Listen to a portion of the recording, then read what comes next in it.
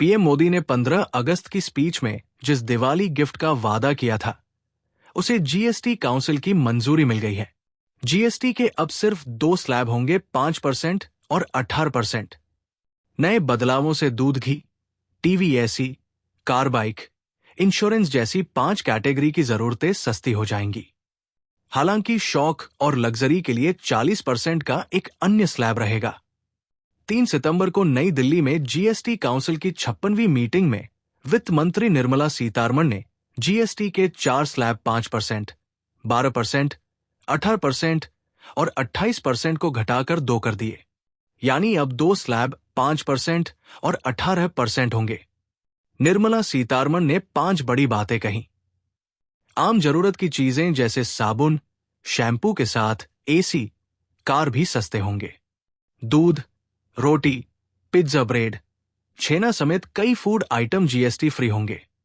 Individual health और life insurance पर भी टैक्स नहीं लगेगा।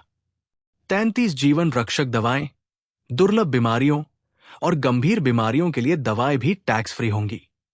लग्जरी आइटम्स पर अब 28% की जगह 40% जीएसटी लगाया जाएगा। मध्यम और बड़ी कारें, 350 सीसी से ज्यादा इंजन वाली मोटरसाइकिलें इस स्लैब में आएंगे।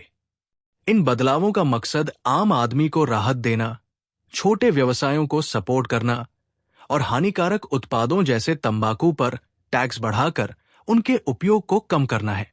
जीएसटी 2.0 का मकसद टैक्स ढांचे को सरल बनाना, आम लोगों पर टैक्स का बोझ कम करना और छोटे उद्योगों को बढ़ावा देना है। इसके अलावा इन्वर्टेड ड्यूटी स्ट्रक्चर को ठीक करना है।